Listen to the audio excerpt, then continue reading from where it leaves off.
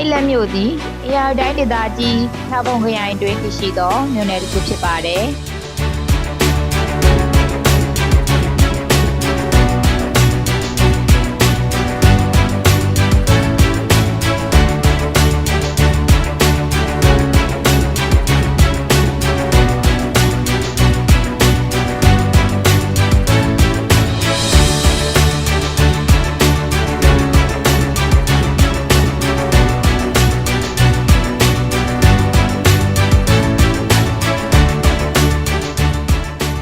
လက်မြို့သည်ပင်လယ်ရေမျက်နှာပြင်အထက်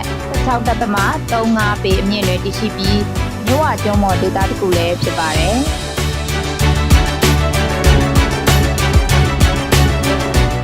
2024 ခုနှစ်သန်းခေါင်စာရင်းအရလူဦးရေ 1,993,340 ဦးခန့်နေထိုင်ကြပါတယ်။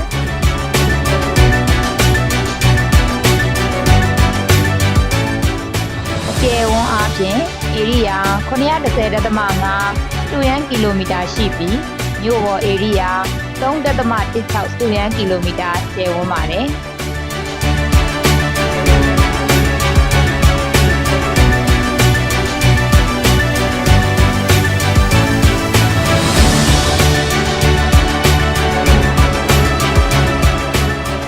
ကျိုက်လက်မြို့နယ်တွင်ရှေးဟောင်းသမိုင်းဝင်ဘုရားစေတီပုထိုးများများပြားစွာတည်ရှိသောမြို့တစ်မြို့လည်းဖြစ်ပါတယ်။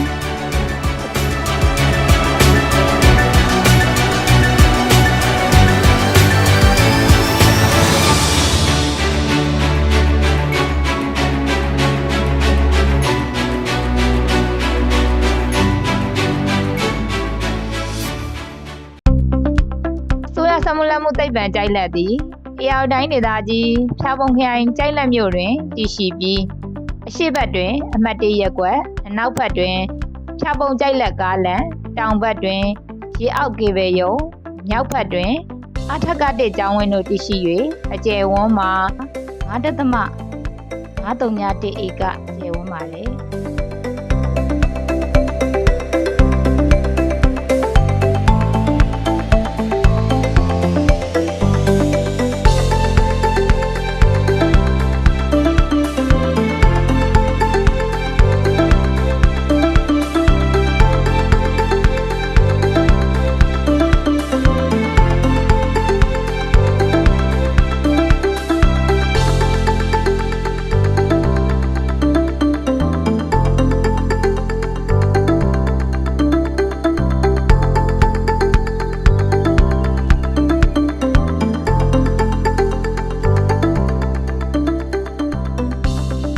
နီးပညာထက်တန်းကျောင်းအမှာအားကျိုက်လက်မြို့သို့ပြောင်းရွှေ့ဖွင့်လှစ်ရန်2014 ခုနှစ်ဇန်နဝါရီလမှစတင်၍အဆောက်အဦများဆောက်လုပ်ခဲ့ပါတယ်။တရက်4 လ 2015 နှစ်မှာအစိုးရစက်မှုလက်မှုသိပ္ပံကျိုက်လက်အဖြစ်စတင်ဖွဲ့စည်းခဲ့ပြီး2019-2018 ပညာသင်နှစ်တွင်ပုံမှန်သင်တန်းများစတင်ဖွင့်လှစ်သင်ကြားခဲ့ပြီးကာလတိုသင်တန်းများကိုလည်းဆက်လက်ဖွင့်လှစ်သင်ကြားပေးလျက်ရှိပါတယ်။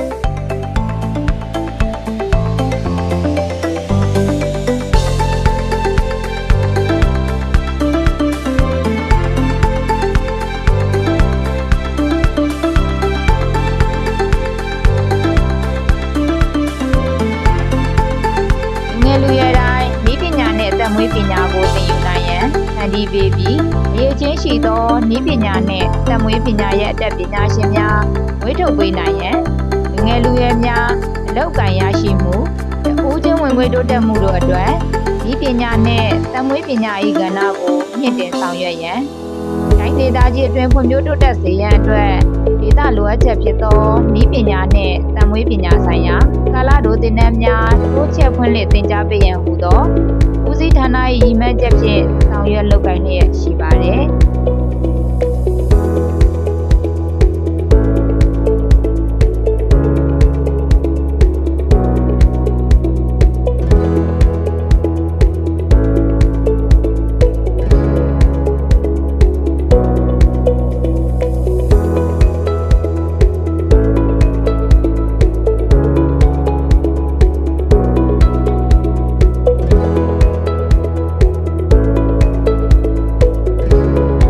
က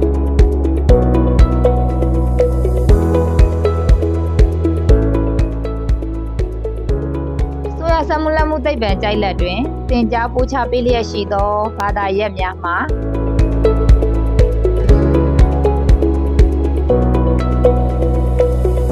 မြို့ပြအင်ဂျင်နီယာဘာသာရပ် Civil Engineering Electronic Engineer ဘာသာရပ် Electronic Engineering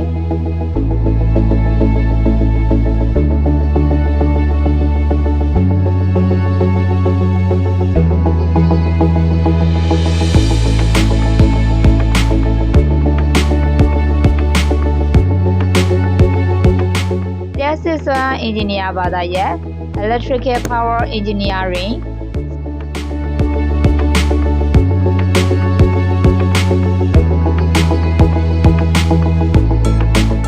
စက်မှု Engineer ဘာသာရပ် Mechanical Engineering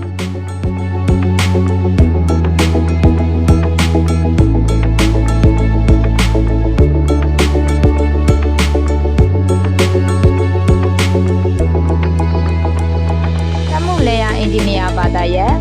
Fan Machinery Engineering တို့ဖြစ်ပါတယ်။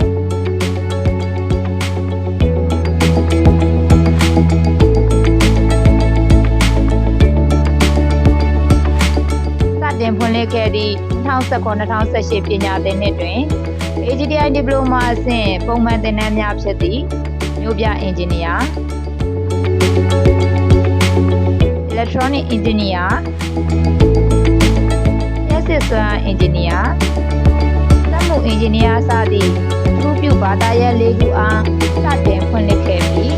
2019-2020ပညာသင်နှစ်တွင်စက်မှုလယ်ယာနည်းပညာဒီပလိုမာသင်တန်းကိုဒေသလိုအပ်ချက်နဲ့အညီတိုးချဲ့ဖွင့်လှစ်သင်ကြားပေးခဲ့ပါတယ်။လူမှုဘဝနဲ့လက်ရောညီထွေစွာနေထိုင်နိုင်ဖို့အတွက် Social Science နဲ့ Life Skill ဘာသာရပ်တွေကိုလည်းသင်ကြားပေးခဲ့ပါတယ်။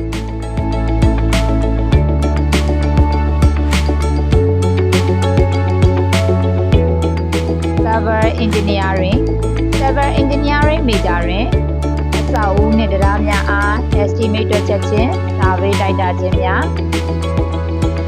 Woodworking machine များကိုကောင်းစွာကိုင်တွယ်အသုံးချခြင်းစတဲ့ဘာသာရပ်များကိုလည်းလေ့ကျင့်သင်ကြားပို့ချပေးလျက်ရှိပါတယ်။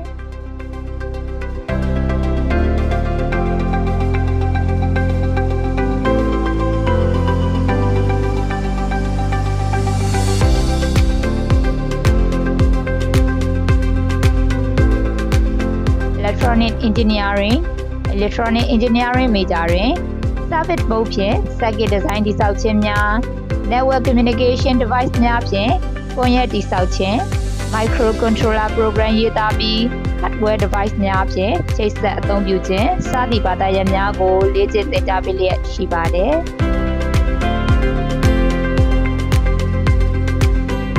Electrical Power Engineering Electrical Power Engineering Major တွင်အိမ်တွင်းလျှပ်စစ်သွယ်တန်းခြင်းဆိုင်ရာလုပ်ငန်းများပြုပြင်ထိန်းသိမ်းခြင်းဆိုင်ရာလုပ်ငန်းနယ်ပယ်များ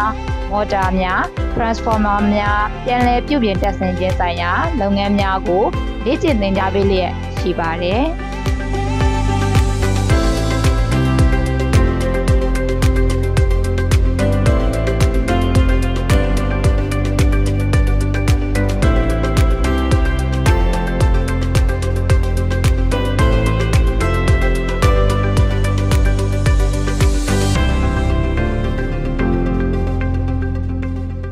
Mechanical Engineering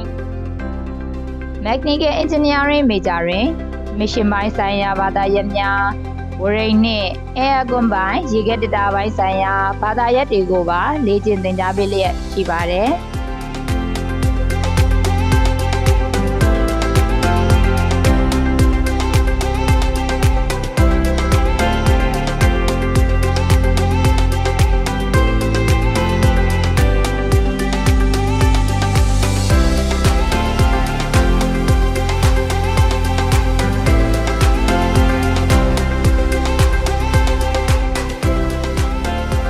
Machinery Engineering Fan Machinery Engineering Major တွင် Introduction to Agriculture စိုက်ပျိုးရေးနှင့်ပတ်သက်သော Soil Test များ Tractor များ Repair and Maintenance ပိုင်းများကိုသင်ကြားပို့ချပေးလျက်ရှိပါတယ်။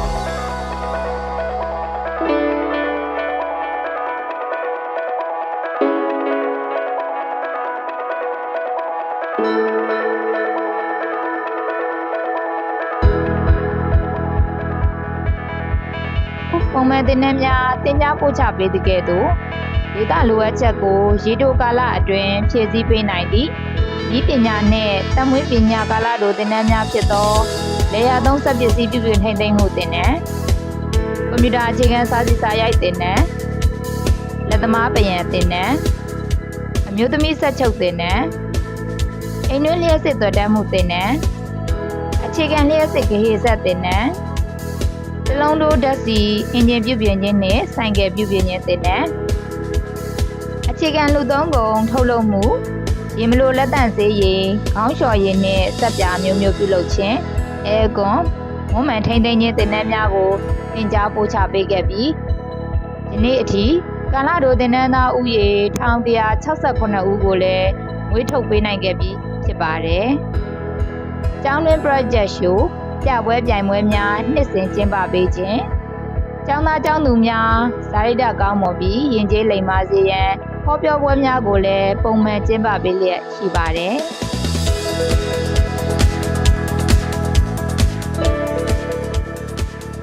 ကျောင်းတွင်ကိုယ်ကာယကြံ့ခိုင်စေရန်အတွက်ဆောင်းရာသီအားကစားပွဲတော်နှင့်မေဂျာပေါင်းစုံဘောလုံးပြိုင်ပွဲများကိုလည်းကျင်းပပေးလျက်ရှိပါတယ်။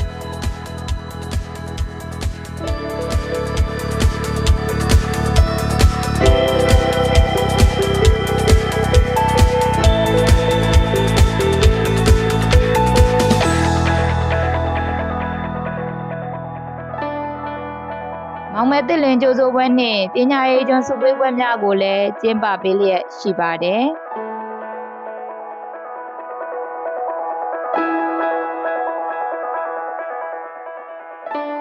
2025ခုနှစ် AGTI ဒီပလိုမာအနှဲပွဲအခမ်းအနားတွင်လည်းကျောင်းသားကျောင်းသူ129ဦးကိုဒီပလိုမာလက်မှတ်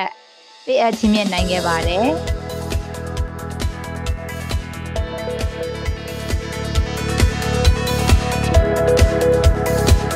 တိုင်းဒေသကြီးသာပုံခရိုင်ကြိုက်လက်မျိုးအစိုးရစက်မှုလက်မှုသိပ္ပံကြိုက်လက်အား